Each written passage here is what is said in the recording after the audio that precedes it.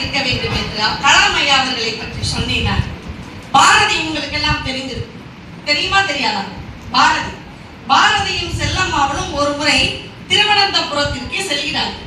திருவனந்தபுரத்திலே ஒரு திருமணத்தை முடித்துவிட்டு அங்கு இருக்கின்ற திருவனந்தபுரத்திலே இருக்கிறது மிகச் சிறந்தது என்னவென்றால் ஒரு சிறப்பு, அதுக்கு மிருக காட்சி சாலை, அங்க இருக்கிற ஒரு ஜூ, அதுக்கு போய் பார்க்க வேண்டும் என்று பாரதியும் செல்லம்மாவும் அந்த மிருக காட்சி சாலைக்கு செல்கிறார்கள். பாரதியை பத்தி நம்மளுக்கு எல்லாம் தெரியும், அவர் மிக சிறந்த கவிஞன் தான், இல்லைன்னு சொல்லல. ஆனா எந்த நேரத்துல என்ன செய்வாருன்னு தெரியாது. உடனே அவர் என்ன செஞ்சாரு, சிங்கம் இருக்கிற கூண்டு பக்கம் உடனே தாவி சிங்கத்தை பார்த்து சொல்ற, ஏய் காட்டு ராஜனே, கவிராஜன் வந்திருக்கிறேன், எழுந்து எனக்கு வணக்கம் சொல்லுங்க. சிங்கம் என்ன செய்யும், இருந்துச்சா.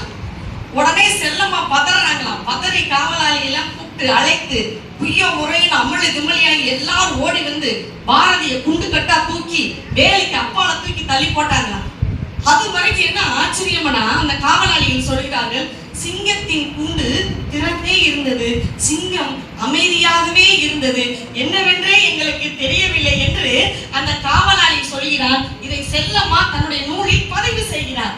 இதை படித்த பொழுது எனக்கு என்ன நினைவுக்கு வந்து தெரியுமா, ஓ பாரதியின் உயர்ந்த எண்ணம் அந்த காட்டு ராஜனை விட இந்த கவிராஜன் உயர்ந்தவன் என்ற எண்ணமே சிங்கத்தை ஒடுக்கமாக அமரவர செய்தது என்று எனக்கு தோன்றுகிறது. அதானே எண்ணம் தானங்க, எண்ணம் எவ்வளவு பெரிய உயர்ந்த எண்ணத்தில் இருக்கு. அதான் நமக்கு. ஏன்னா இன்னைக்கு இருக்கிற பிள்ளைகள்கிட்ட வந்து சிறு பிள்ளைகள்கிட்ட கேள்வியை கேட்க முடியல. ஆசிரியர்களுக்குரிய ரொம்ப ஒரு கெட்ட பழக்கமே கேள்வி இருக்கு.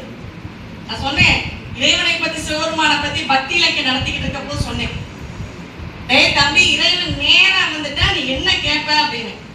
ஒரு பையன் வேகமா இது சொல்றான்,